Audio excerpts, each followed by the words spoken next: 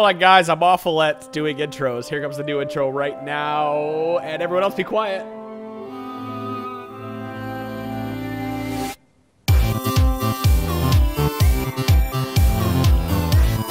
All right, fuck it.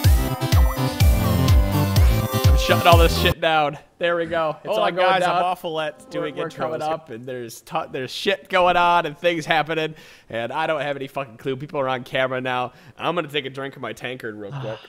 Nope, I'll meet you there.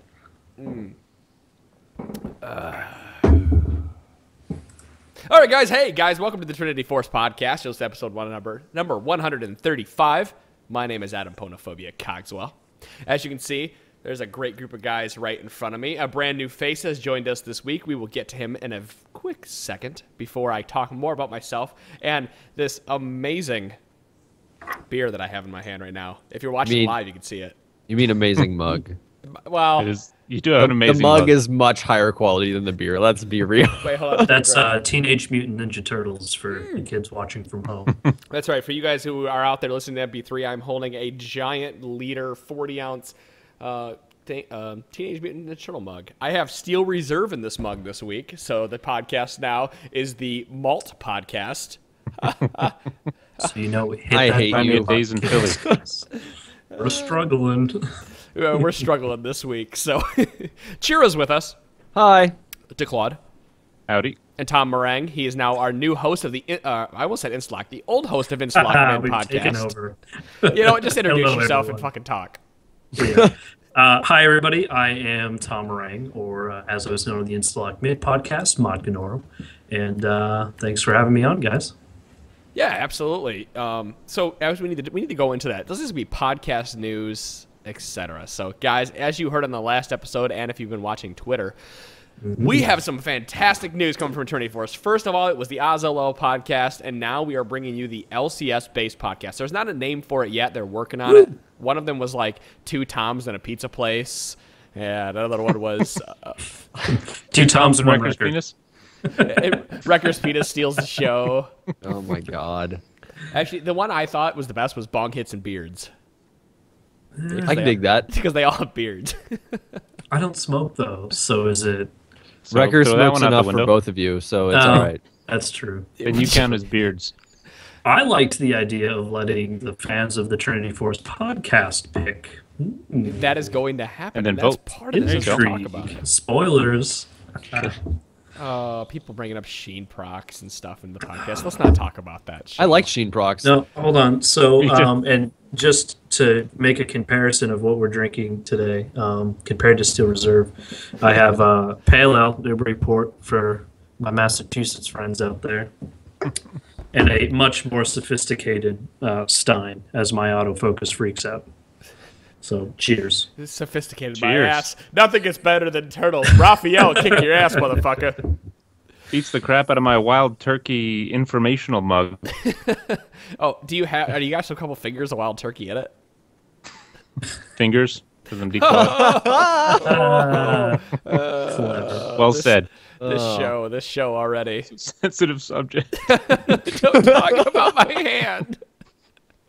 All right, guys. So if you guys heard on the podcast, we are starting a new LCS-specific podcast. It's going to be a press release going to be coming out that will detail all the hosts and talk about who's going to be joining it. So right now, Tom Meringue, you are... Is it meringue? Am I saying that right? That's right. It is just like the pie, but spelled differently. All right, good. I was going to say, I feel like I'm talking about like orangutan or something, and I didn't want to like...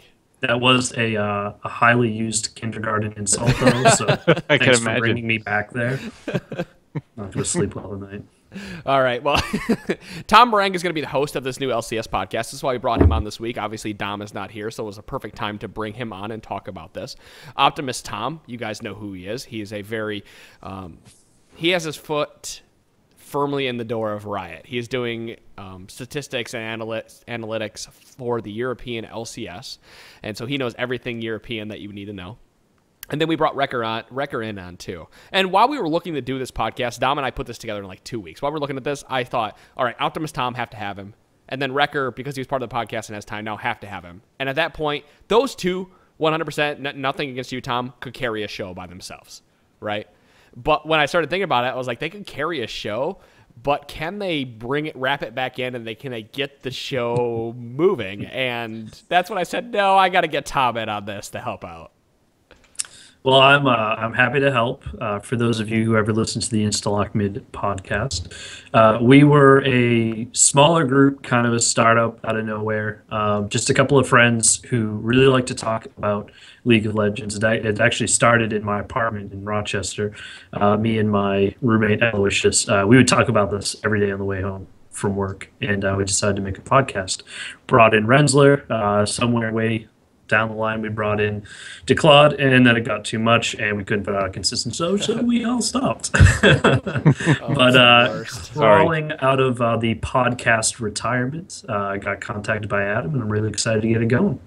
That's right. So you guys, the reason we started this LCS podcast is so I haven't actually talked about what is going to coming out. The website's out there. You can go find it. It's lcs.trinityforcepodcast.com. There's like a launch page, and you'll see it's going to launch on Tuesday. But these guys are actually going to go live on Sunday night at 9 p.m. Eastern Standard Time.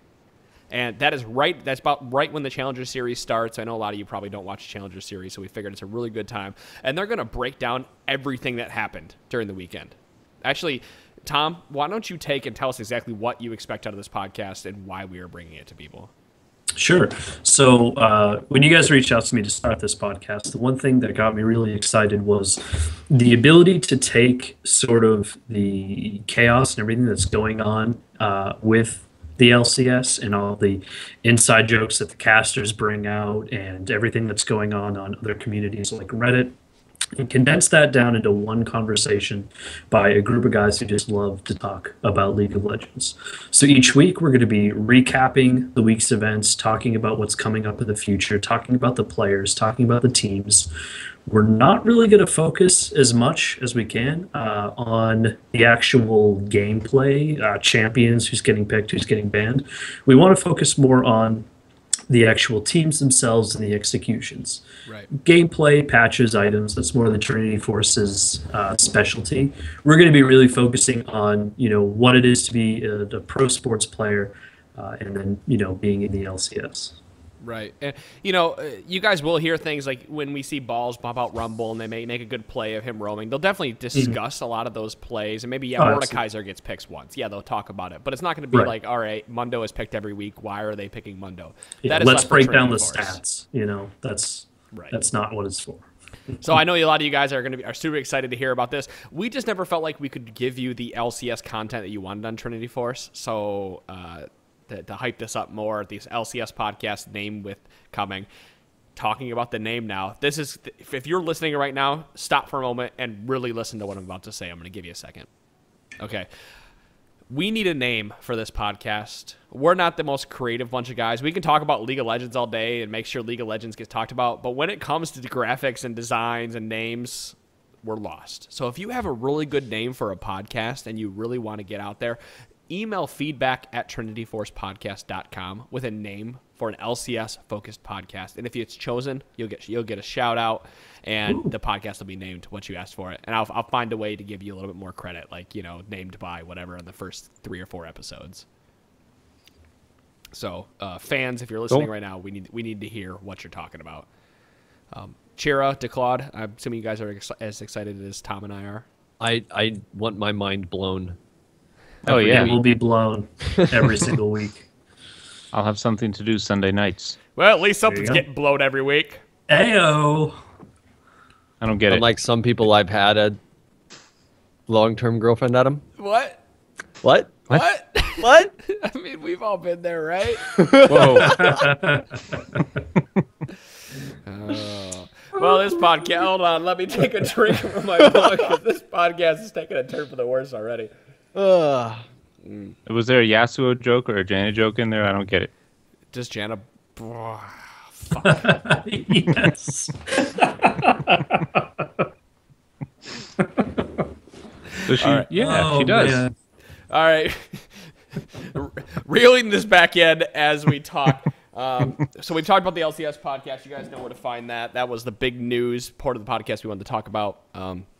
You can find us over at trinityforcepodcast.com, lcs.trinityforcepodcast.com, and ozlol.trinityforcepodcast.com. Don't forget we have the Aussie-based podcast as well. So right now, the schedule for the Trinity Force goes like this.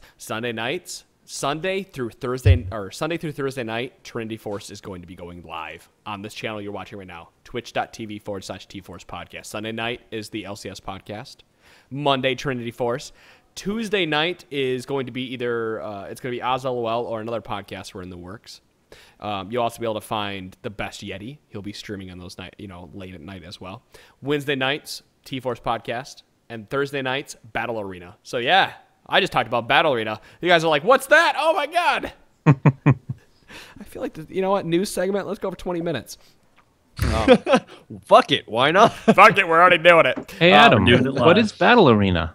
You know what? That's a really good idea. So when I played this game, and you guys ask all these questions. Why does this work? Why does that work? I cut my teeth on playing with Optimus Tom, who's again hosting the LCS podcast, and I played these games against 5v5 against random people, and that's how I cut my teeth and got better at solo queue. It's a way to play solo queue without actually having anything at stake, and people are telling you how to get better while you're playing it. How is that not a bad deal? So every Thursday night, join the channel in-game T-Force NA server, which I need to give a quick plug. If you guys are on the US server, join channel T-Force. Apparently, there's only like 25 people there. They want more people to join, and there's a tight-knit group of community of people that really want to make this game better. So join T-Force in the US, please. Anyway, Battle Arena. Record and I are going to be casting it. It's not your normal casting.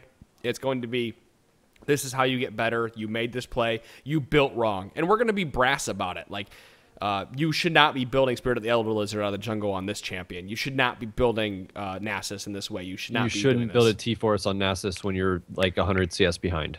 Exactly. Stuff like that. We're going to be very brass and very crude about it, but it's not because we want you guys to be, to be down on yourselves. We want you to be better players, and that's the way we know to make you guys better players. So if you're not going to do it right, we'll beat it into you. That's right. So please don't be offended because it's not personal. Right. It never is. Yeah, no, it's not personal at all. If I call you out, it's because I want you to really understand why the game went the way it did, and we make mistakes too. Like I dropped a pink ward on a turret last night, so and I called him out. I called him out on it in the cast. That's right. Yeah. So anyway, that's enough for, we talked about the LCS. We had an extended news period, and I'm really excited for Tom. Again, Tom, thank you for joining us and doing that. Thank you for having me. Are you ready to talk about League of Legends? Oh, and answer it's questions? been so long. Yes, here we go. Let's do it. Can I come to you for every question and be like, Tom, take this away and give us your opinion? Yes. Yes. Perfect. I can't promise that my answers will be super well informed and to the caliber of what you guys expect, but I will give my unique at best perspective. I like that. Thank you. All right, here we go. Woo Jerk writes, and this is why I turn this way because I can see the camera. I can actually see my third monitor. Tell us. All right, but guys. So what wall? I like this question a lot. Wait, are we all gonna come up in here like, hey, what's up, buddy? Hey, baby. Hey. So Woo Jerk wrote in, and I really like this question. That's why I put it to the top. It actually came in last week. So sorry if you guys didn't have awesome questions or something. No, Woo Jerk writes in, what walls are best to flash over? What walls can certain champions like Gragas, Nidalee, Ziggs, and Renekton escape through? Are you going to have me start on this one? Go ahead, because I have a very specific answer for this that is going to help a lot of people, and I'm awesome at answering questions. So this is, in my opinion, this is a little bit of a hard question to answer because it's all situational. There are a lot of walls that you can jump over. I mean, top side in my opinion, Baron Pit's obviously a really good place to sneak in, especially when they're warding top tri-bush. There's a lot of opportunity to create plays in that regard. But, it's really situational, depending on what your position is. I got distracted by your lead-in, so take that away and we'll. Oh no, sorry. I was actually talking on to. I was actually. I feel like there's a right answer, and I'm not giving it. Oh no, absolutely not. At any point in this time, even if we bring anybody on, there almost is no wrong answer. You're right though, because there's Build frozen mallet. Fuck you. The right answer. Fuck you and get off my fucking podcast right Shots now, fired. you son of a bitch. God damn it. This is it. All right. Shit's Put the gloves All right, on. guys. So It got doesn't some even back here. exist anymore. You won. Okay? It's over. I would. All right, guys. So to answer this question, here's my concise answer for this. There are a lot of walls in League of Legends that you can get over. If you look on, so the best way to look at this, if you look at the wall and look for the smallest part of that wall, more than likely, if you have a champion that has some kind of dash, you are going to make over that wall. But at the same time, even if it's the smallest part of it, if there's a rock in the way, you're not going to get over it. And that's funny to say because like red buff, Dragon, red buff, and blue buff all have little spots in the wall that are really hard to get over, as like Renekton, Italy, etc. But the walls that you want to learn to flash over are the hard walls, because there are a lot of hard walls to flash over. I'm going to start top lane. Top lane blue side, for example. Chira, actually, I'll let you go ahead because I see you want to. I actually like top lane on red side, that fat wall. Yep, that's what I was going for. I know specifically there are people at higher levels that will go into custom games and practice over and over again flashing over those fatter walls. I'll say it right now. I can hit that red side fat wall 100% of the time. 100% of the time I can hit it. It's definitely a practice thing, and the best part about it is if you're really confident in being able to flash over that wall and you're in a position where you need to do it on the spot and you can do it, you can waste a lot of other people's flashes because they'll just try and run up and do the exact same thing and fail. So nice. it's kind of a little mind game in itself too. Which wall is that, by the way? Okay, so that's top lane, you have the tri-bush right here. And for these you're not watching live, sorry, but you can see me.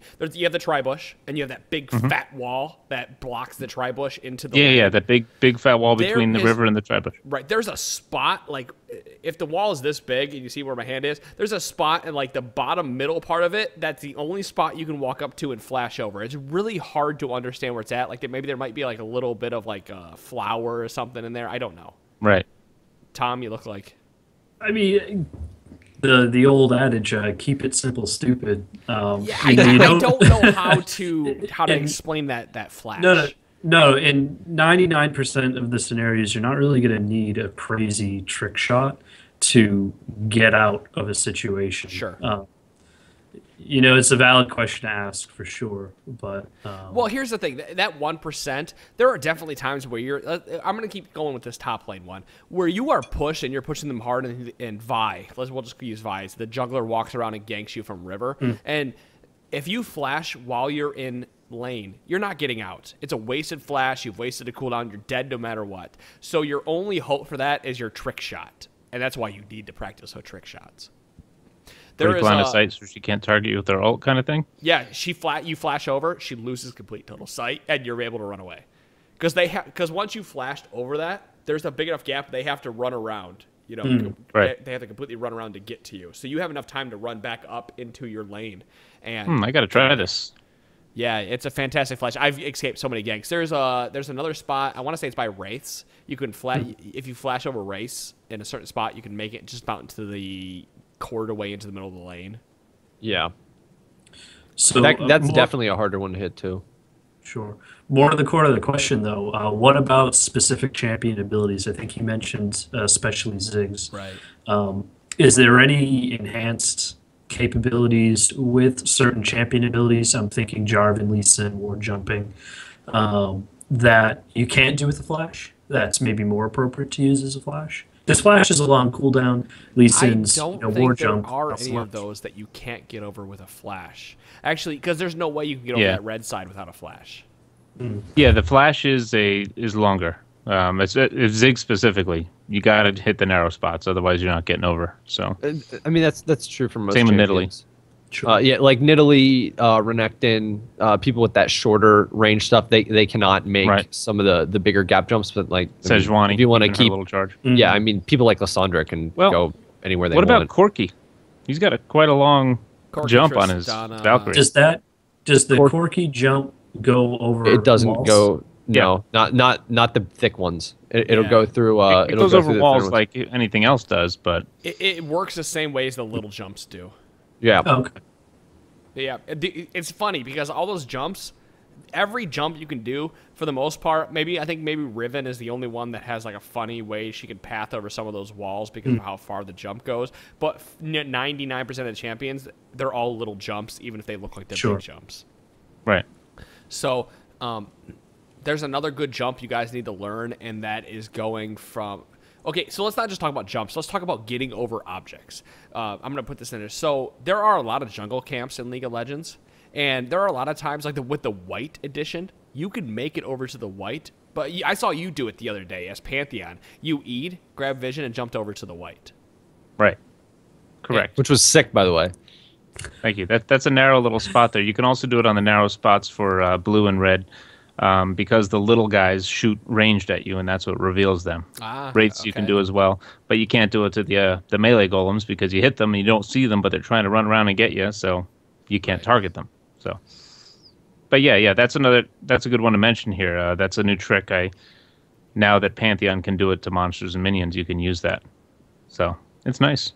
Now, see, I never thought about that. It is a short, but I watched you, E the race where you throw your little spear out. And, Heartseeker, yeah. Is it Heartseeker? It's Heartseeker strike, and then he shoots at you, so he reveals himself, and then boom, you can hop right in his face. I like being able to jump to minions to like escape now too, or to catch up to people. Yeah, that's nice. Don't play Pantheon. Pantheon's bad, according to. Actually, he is bad. Don't play him. He sucks. Any wall. Oh, shit! There you go. So maybe you should be playing Pantheon. Yeah, but right now, actually, Pantheon is re-enabled. Before, Pantheon went invisible, which made him overpowered. Is it the same as it used to be, where it's only on the minimap? I don't know. He's invisible, or is he actually going invisible? Wouldn't that be great? Because that would be. I think he's re-enabled by this point. That still says I he's just logged disabled. in and he wasn't. Okay. It was saying he was like just straight up disappearing. Oh, like cool. I don't even know what that means. How many times have we seen like videos of like where Nami bubbles someone and Alistar cues them after, away. and they're like, they float away way up in the air.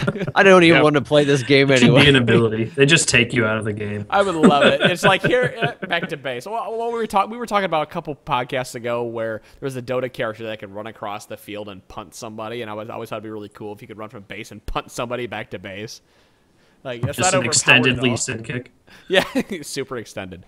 But to kind of get back to this question, the best walls to flash over are the walls that are going to save your life. I mean, what else can you say? There are no fantastic walls to always flash over. You just need to understand flash range, which is X number of Teemos, and understand how that interacts with the game and the programming of the game. Because you shouldn't be able to flash over that top wall. Tom, stop me like that. I use Teemos as a unit of measurement. I was listening to the last episode, the one on 4.2, on the way home tonight, and you mentioned several times Teemo as a unit of measurement. Not getting it. And 3 Teemos isn't a ton. It's like legit. I mean, it is a legit. It is as accepted as a meter or a foot. It is. It's when did Jarvan stop becoming a unit of measurement? How many Jarvans you can move? Well, wasn't there a unit of measurement of how many Garens were in a bush? Like the Garen factor or something, where like if you walked into a bush, you have a 90% chance of meeting a Garen because he hasn't been on the map for X amount of time. I mean, I bet that equation exists. There's something. There's a YouTube video out there about, and it was like it made sense when you listen to it. Like, if you haven't seen Garen for X amount of time, he has an X Garen % chance of being in a bush, and it totally made sense. You're like, I ran into a Garen and died.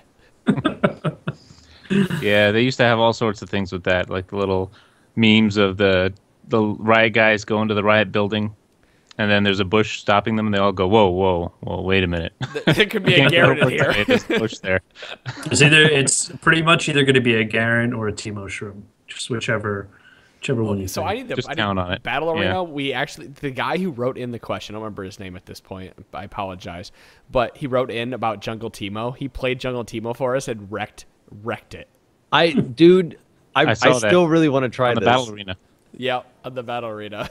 I think anything that you can pull out that's incredibly unexpected and that people don't know how to handle, as long as it's not a rank game and you're silver and up or gold and up, you're probably going to do pretty well if you can handle the core mechanics functionally.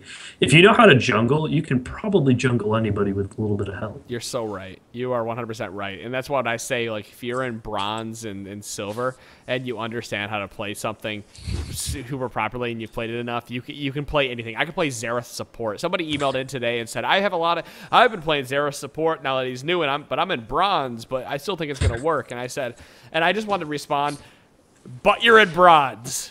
I mean, I love you to death. Thank you for listening, but the level of play from bronze to platinum until it's tested against higher quality players, anything will work. That's exactly right. So anyway, much. I hope we answered your question. And now we remembered your name. Does anybody remember who was the LCS player who face planted by Red Side Blue? He had that in his email, and Dom removed it. Tried to flash plant? Yes. Dom removed that from the email when he did the document. That was part of Woojerk's question. Well, anyway, so don't worry about it if you mess up. Even the pros are messing up. So you get in a panic, you're getting chased down, you're watching your health bar just disintegrate. Hit your flash button. Well, I say so I can hit it's that always safe to go the for the narrow ones. Right. And that's why practice helps a lot. Well, I can say I can hit that top 100% of the time, but you get me into a super hard situation. I've hit them in those, don't get me wrong, but I have definitely face planted because I missed it by a quarter of a Teemo. You know. Was that Wild Turtle? I don't remember who it was. I want to say it was from C9 actually, but I think it was Wild Turtle. I think it was Wild Turtle. I'm pretty sure it was Wild Turtle.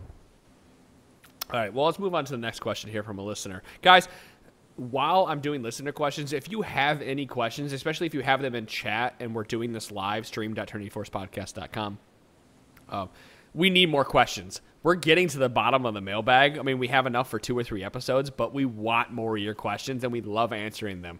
And again, it's 4 guys sitting around a bar yelling, so why not just ask the silly questions? Also, if you're watching the Battle Arena after the fact, you watch the Battle Arena, listen to the commentary, and good point. We say something that you disagree with in a certain situation, feel free to send us an email at feedback@trinityforcepodcast.com and challenge us. Give us something to talk about. Very good. Or you want them to elaborate. Or you want to add it. Or you notice something that we didn't pick up while casting. You can bring that up too. And we can always turn it into a question. That's right. All right, Mike Wright. This is going to be a fun question to answer. I'm going to let Tom answer this one again because every question is going first to Tom. So listen closely. My coworker plays only one champion and only one lane. It's super annoying to me. I know you guys have said that it's good to master one champion, but this guy's been playing the same champ and same lane for 2 or 3 years now, but he's still not platinum. When is it time to freaking switch it up? So I read the first part of this question, and I thought to myself, well, it all matters on the, the level of play you're going for. If you're going to do it casual, great. Stick with the one champion, stick with the one lane, have fun with it. That's what the game's about. If you're actually trying to go in a ranked situation, you definitely want to know, I would say, at least 2 to 3 positions that you're comfortable with. You certainly, champions. What if your champion is the champion that gets banned? And that's the reality you're going to have to deal with. It's really good to, get good with one champion, get very comfortable with one lane, and be able to go into a new match, especially when it's solo queue, and be able to say, this is my lane, this is my champion, this is how well I can perform with it, as long as you're honest about that and not just being a douche. But definitely you want to diversify. At least know 2 lanes very well, and then a 3rd lane pretty subpar. This is another little addition. If you play specifically one lane, that's fine. You can specialize in whatever. You can specialize in whatever champion you want. If you only want to play one champion, that's cool. If you play other champions and other lanes, a much more well-rounded idea of how the games go as a whole. And I don't really think you can appreciate everything that's going on in a game unless you have a decent amount of experience from every position. It not only will make you a better player, it will make you understand the limitations of what your teammates can do. It can make you understand the limitations of what your lane can do, and it will get you used to matchups that you may not be used to. Right. Yeah, I that's a good point. I agree with that. It's let's say your main goal is to play this one champion because you love this champion and that's it. By just branching out and playing the other lanes a little bit, some other champions as well, you learn how to beat those other roles when you roam or know when to move around and take advantage of that. So, and if you're the marksman, awesome. That's a good point. If you're the marksman who's always complaining because your jungler won't come down and give you ganks, play jungler for a couple of games and realize what's going on in the background. It's so much harder than it looks. But no, let's get back to the point of this question. So he's got his buddy who's only playing one champion. For the sake of the conversation, let's pretend it's Poppy, because Poppy is that one champion. That we have a friend who plays nothing but Poppy top lane. Right. So and then if he doesn't get top lane, he plays Poppy support, plays Poppy mid. He doesn't care. He plays Poppy. I don't have a problem with this. I understand why you would and why it's really annoying and why team, DeClaude, I'm going to call you out here for a second. Ziggs, we've been playing you with Ziggs pretty much the entire time with the Trinity Force 5s, right? Yeah, with the T. All of our wins, he has Ziggs. Yeah, all of our wins have all of our Ziggs. wins, he has Ziggs. I'm not calling you annoying by any stretch of the imagination, but in that same sense, we're like, we figure that DeClaude's champion pool is Malzahar, Diana, Mordekaiser, Ziggs. Pantheon. Right? Pantheon. I don't include Mordekaiser. He was just a screw around. Okay. Champion for the moment. So 1 out of 4 of those fit into the, I'm going to do air quotes, quote unquote, meta. And when you're playing against some people that are trying to play the meta, that can be frustrating. But you learn to work around it. And we've started working around the Pantheon. And we started working around the Malzahar. And we started trying to make team comps that work with those champions. And you have to do the same thing with this one friend who is, that, either has a small champion pool or one. Right. Or one champion. Right. I mean, that works great if... Oh, go ahead, DeClaude. I was going to say, the friend is... I'm curious. Is it? You said one champion in the letter, in the email. He didn't say or is it one role? He said my coworker plays one champion in one lane. So one champion. Okay, so it's the same thing every game. Does he like the lane or the champion? Which is he attached to, or both? Because for me, I primarily like jungle and top. In our 5s, I play mid to fill the gap that we have, as I enjoyed mid as well. But I haven't put as much time into it, so I'm pretty pigeonholed with my champion pool. If he can branch out to other roles that he's not comfortable with, maybe he'll find a champion, in that role that's different.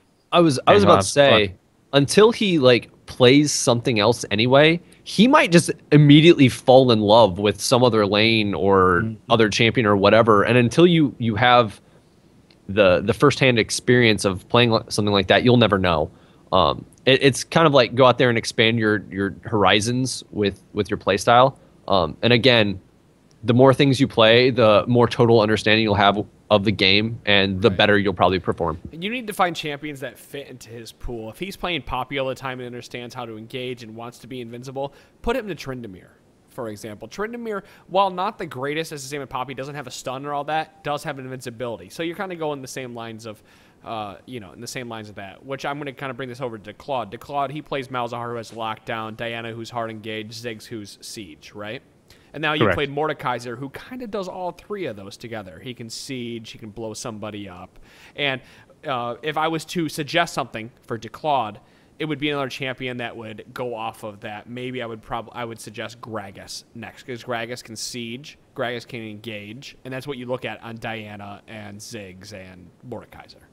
Right. I've actually been playing Syndra a little bit. And Syndra is another really good choice. And I've been wanting to do LeBlanc. Yeah. But LeBlanc.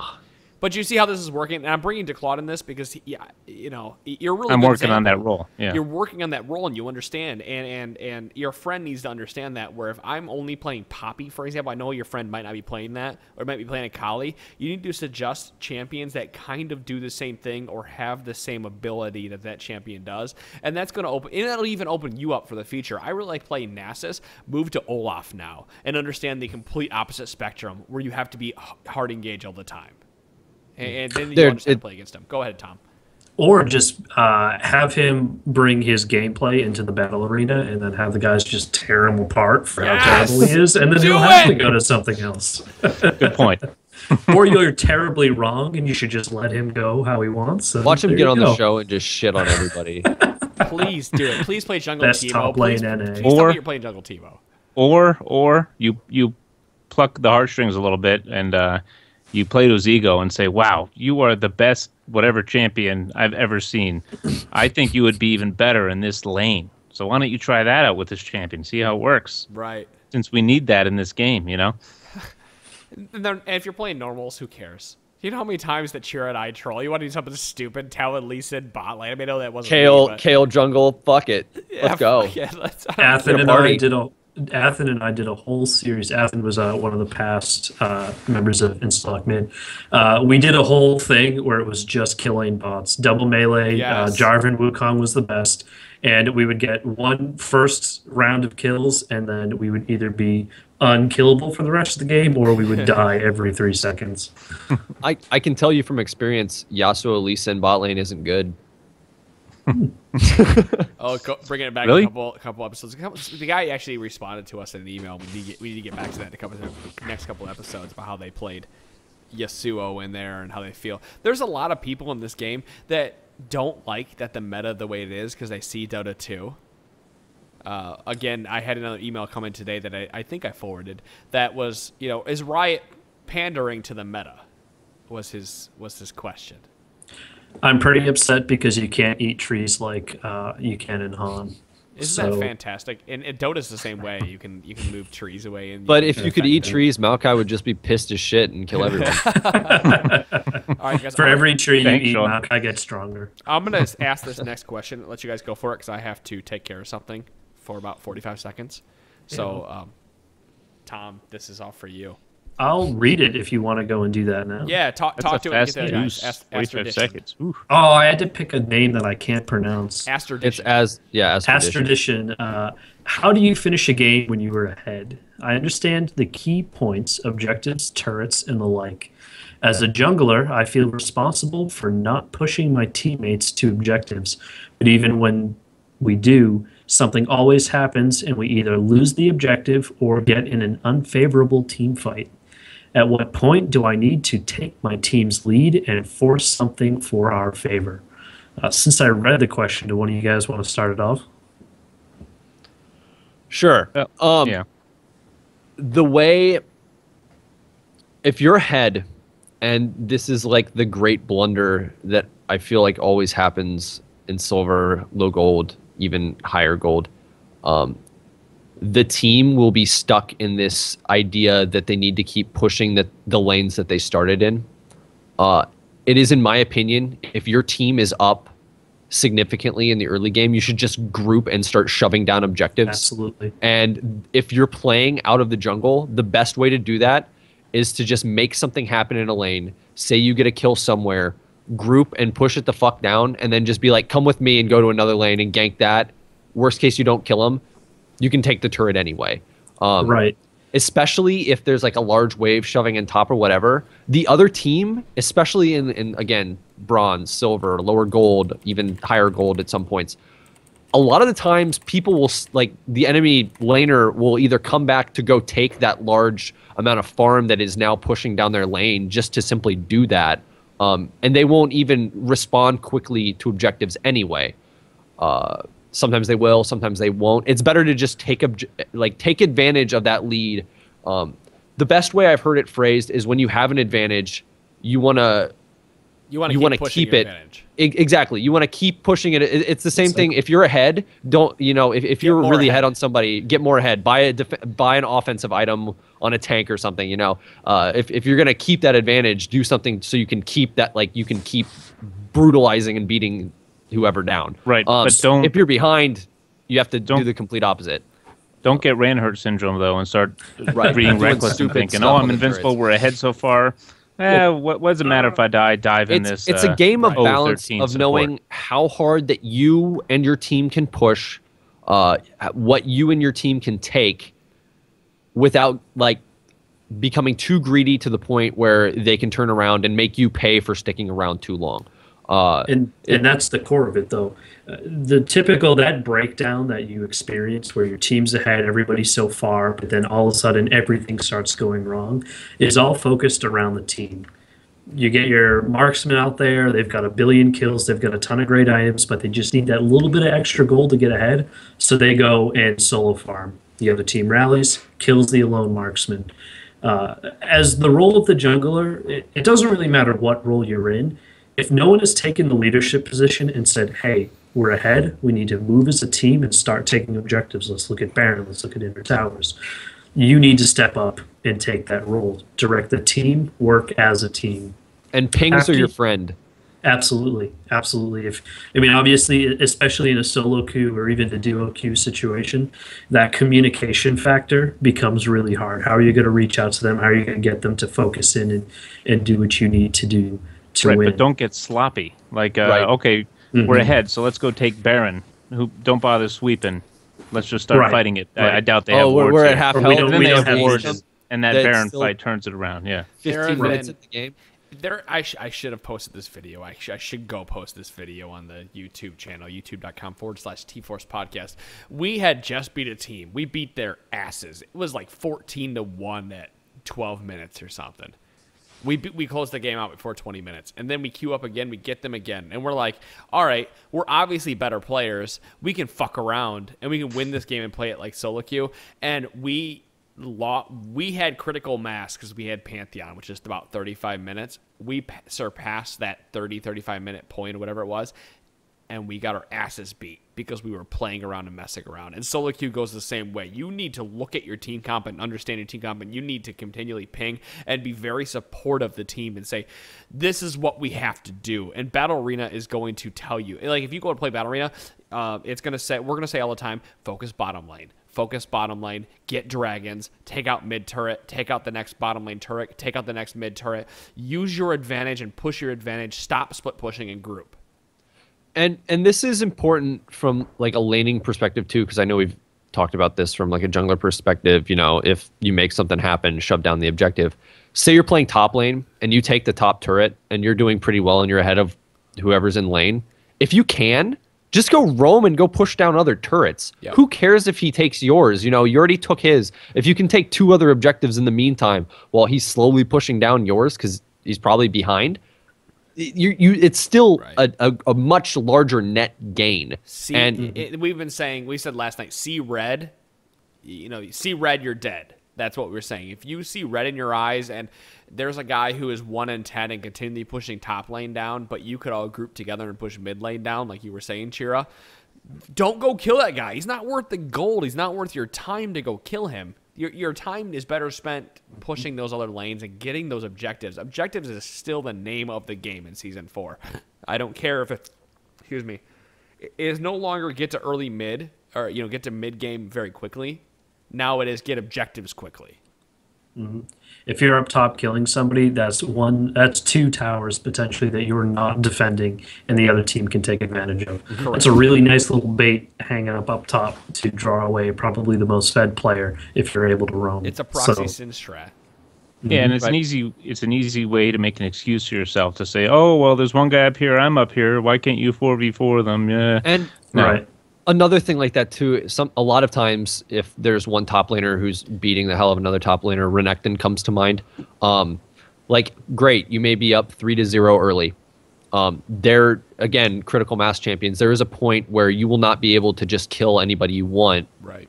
At like 35 minutes, you'll be tanky, and I mean, you'll be a monster to deal with, but you're not going to be able to just go and massacre the enemy team by yourself for the most part. So if you are ahead at that point, you've already taken the turret or whatever, go immediately utilize your early game advantage, your early to mid game advantage somewhere else. Like, if you let time run out to the point where you hit a period where you're not as effective, you're throwing away an advantage that you worked really hard to get, and that is just a really experienced play in and of itself. Right. And your teammates need to understand that too, because Chira, you were talking to me today about a Rengar who was down 0-6 at one point, but he made the correct plays against unexperienced players to bring himself back into the game. So you need to, to the best of your ability, you need to let the other players know that yes, he's down 0-6, but he has the capability of still doing damage. He has the capability of bringing a He can still assassinate squishies. Right. Who cares? Orianna, for example, is a good one. Her ultimate is always going to be relevant. No matter how far down she is in the game, she's 0-12. Her ultimate she lands could be one a game good ult. changer. Mm-hmm. Yep. So you have to respect power. Respect your opponents. I think Wild Turtle said it best, and it's something I've been trying to adopt more, is that everybody I play against is better than me. Even if I am the #1 challenger player, everybody I play against is better than me, and I respect my opponent. If I respect my opponent, I play better. On the same note, wise words. On that same note, Turtle, yeah. That's why I'm not a huge fan of like sites like LoL Nexus and things like that, because if you get in a game and you're playing a lane and you're against somebody who's like 4 divisions below you, I know plat players who go in cocky that they're going against like a gold 1, and they'll get stomped just because they'll try some shit, try to get ahead early, and just screw up one little thing. And I mean, the skill difference, you know, is there, but it doesn't mean that somebody can't catch you with your pants down. There's still champions that can outplay other champions. All it takes is one little slip up, and you're going to be behind for the rest of the game. So and don't forget about that bounty either. You know, right. If you get a good kill streak, and then look at me, guys, I'm going to do a 1-on-2 to the bottom lane that got crushed. Guess what? You just fed a ton of gold to that. There are crushed certain bot lane. champions. There are certain champions that can take those, like, I mean, sure, you may be up 4 kills on somebody, but a 500 gold bounty on one person can make such a huge difference. Right. Absolutely. Champions like Riven or other people, they definitely come to mind. Worth is an anagram for throw. Remember that. Oh, I've never heard that. That is perfect. That's right. And that's where Reinhardt syndrome comes into play. That's 100% the same thing as Reinhardt syndrome. Worth is an anagram for throw. If you say worth, you've thrown the game, in my opinion. So I think we've beat that question into the ground. Hopefully you learned something, Astrodution. Let's do one more question before we end this and talk a little bit more about the LCS, because I want everybody else as excited as I am. I don't care if I beat it into you, motherfuckers. I'm going to go down to the Thinking Pollock's question. Can you guys break down mixed damage? What champions have it? What makes it stronger? What blocks it? And what is so good about it? Okay. So mixed damage is really hard to itemize against because boom. Done. Hey, I mean, pretty much there it is. It, yeah. You have to buy basically twice the amount of items to get the same amount in resistances. And since this isn't like the era of stack resistances like Force of Nature and you know, it's not the same game. So mixed damage is very, very good. Especially on against champions that typically only get one type of resistance because it's synergized with their kit very well. Anybody else want to add anything? Yes. That's best champions that have it. That was the second part of the question there. Mundo, Shyvana. That's why they're playing in the top. Mundo, Shyvana, Jax. The crazy thing about Mundo is you can literally run like an AD page for runes because or like pen in some AD, and between his sadism, I mean, he's going to be doing ridiculous auto attacks. 100 attack damage on his which is nuts. nuts. Sadism. Right. And then his Q does magic damage, percentage of life magic damage. So if you build magic penetration, you are doing more percentage of life magic damage. Mixed pen, and the reason you run mixed pen on, mostly it's marks. It's the marks right now that are running mixed pen. Because a lot of people are running quints. On my Shyvana, I run AP quints. Because, again, it's mixed damage. Right. My Mundo, I run HP regen quints. Now, something that ties into this, but it's not specifically asked. What do you think about going the full quantity runes versus the hybrid runes? Okay, so it depends on what champion you're playing. If you're playing Warwick, Shyvana, Mundo, Hecarim, Jax, mixed pen is going to do more damage than normal pen because people, again, it goes back to they can't itemize for it properly. You have to buy a cloth armor, null magic mantle to stop both forms of damage. You can't just buy one. But at the same time, in lane, you have to realize the weaknesses of the champion. If you're playing a champion that has low AD, Warwick, if you don't understand how to last hit with him properly, you're going to want to run AD marks. But if you understand how low his attack damage is, this kind of goes back to Season 2 with running armor pen, you can start running mixed pen. It's all based on how comfortable you are in lane and last hitting. It's kind of funny too, because if you look at it, most of these hybrid damage champs are all like super late game scaling champs. Again, like Jax, Mundo, Shyvana, Akali. Just people who, once they get items, they're so hard to itemize against. Their if you let them get to a certain point, they're going to crush you. Right.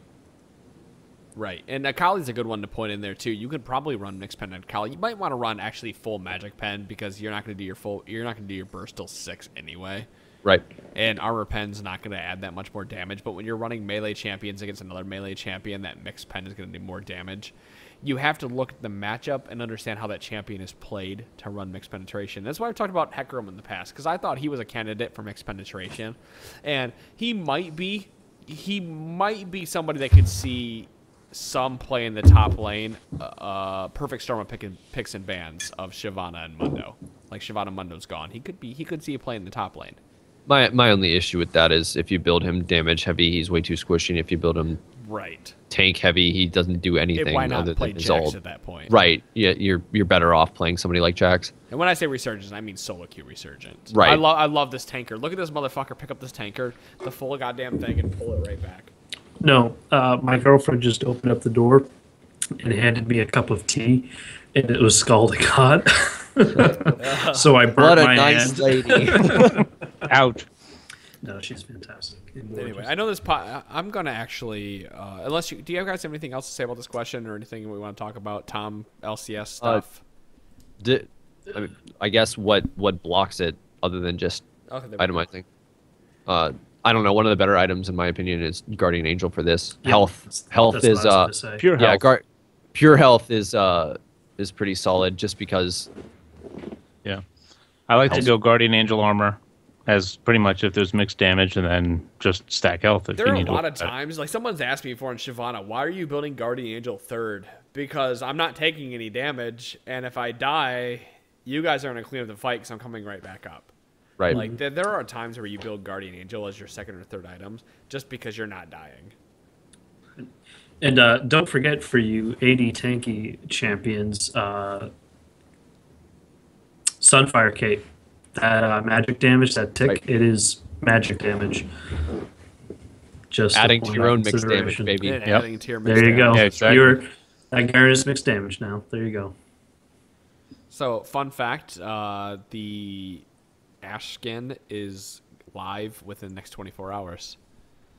Oh, nice. What skin is that? People have been able to get A Heartseeker. that skin through mystery gifting already, I believe. I'm buying that skin. I just got my tax return, so I'm going to buy skins. There you go. Me too. Yes. Nice I didn't buy priorities. the. I got the Jace one through mystery gifting, but I don't have the Vayne one because I didn't like it because I like Aristocrat Vayne the most. Oh God, the classic. I just kind of want to buy the Tryndamere skin. Is that still available? No, The one new skin? It's Nations? gone.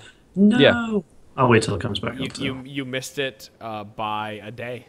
Really? No. Oh, Last night was the last day. I bought that skin. federal tax returns. Right. Come in earlier. So, guys, that's episode 135 of the Trinity Force podcast. Again, Tom Morang, he joined us this week. He is the host of the LCS podcast, Name With Coming. Name From it. you. Please The give us a fans. name. If you guys have a name, feedback at TrinityForcePodcast.com. We would need a name for this podcast, and we don't know what it should be. So Oh. far, it's just LCS podcast sponsored by Trinity Force. Two Toms, in- one Wrecker is currently leading. So. In chat, Roscoe asked that he hear our bad American trying to be an Australian accent. Can we do that after the podcast? Righto. Sure, mate. If you guys are watching the live stream, don't forget we go live every Monday and Wednesday night at 8 p.m. Eastern Standard Time at stream.trinityforcepodcast.com. After the podcast, we will answer any listener questions that we could not normally answer on the show. Other than that, guys, thanks for listening to the Trinity Force podcast. Hope you guys enjoyed the show. We will see you all next week. Except See for ya. me. Have a nice night. I won't be there. You'll see me on Sunday. That's